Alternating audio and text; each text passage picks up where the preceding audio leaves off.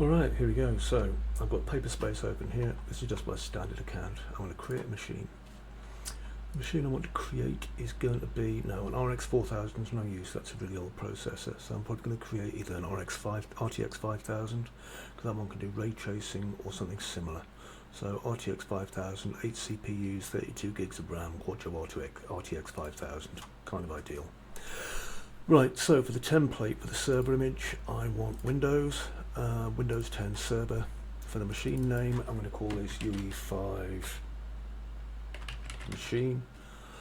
Disk size, I'm going to change this to be about 250 gigs, so that's 0.01 pence per hour while it's running. Public IP, allow it to be reachable over the internet or dynamic. I'll probably just have dynamic, to be honest. I don't want a private network, I don't want snapshots of the minutes. These are all things I can do later.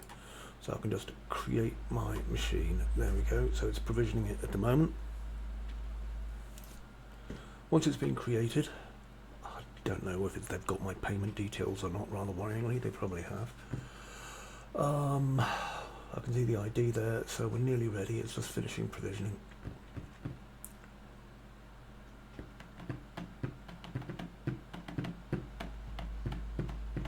Oh, this is going to cost me 40 pence, man. Oh no. Come on, we can do this.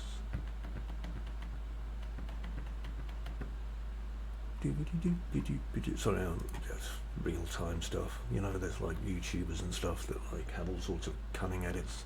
I don't do cunning edits. Right, UE machine is currently off but ready. So it's been provisioned.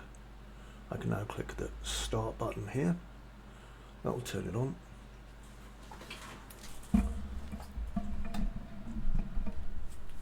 Now again, remember this is a Windows 10 machine, not a Mac machine, so I know they don't do Mac images, they only do like Linux or Linux, depending on how you want to pronounce it.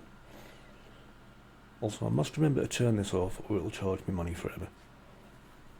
So if you see me like, you know, sleeping in a box, then you'll know I've forgotten to turn it off. Anyway, startup will take a minute or two, because what it's got to do is basically put all the basic stuff on it. So give us a minute. So how's that weather looking? Hopefully it's okay. I'll stick this on my YouTube channel in a few, as long as it doesn't crash anyway.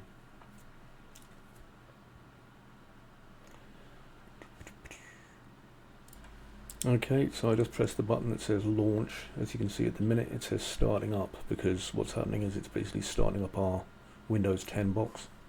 So again, I realise that you probably use Mac a lot. Unfortunately, again, we can't really get a virtual profile for a Mac, but we can get one for Windows. So get this fella loaded up. Although curiously, this will obviously work in your browser.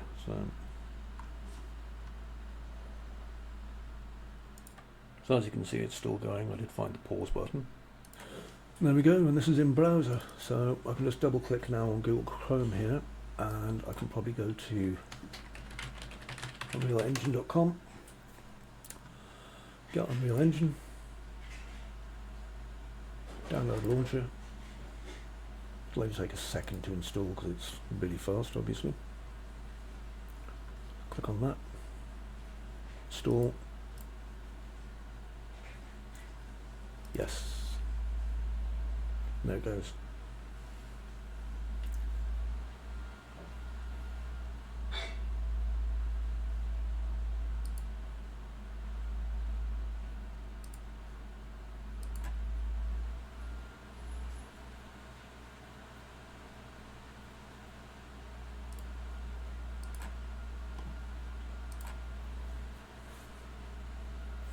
Sorry about that, my session just paused there. There you go, so as you can see now we have the Unreal Engine launcher just here, and that means that you can log in, use your username and password inside of it. It'll just quickly update itself, and then after that you can launch Unreal Engine inside of this. It'll be a little bit laggy sometimes, but to be perfectly honest, it's a perfectly acceptable way of using Unreal Engine. What I mean by laggy is that actually it won't be laggy. What am I talking about? You're on a really fast connection, so it doesn't really matter. As long as you're on a really fast connection, this will just be working as if you had the computer literally in front of you.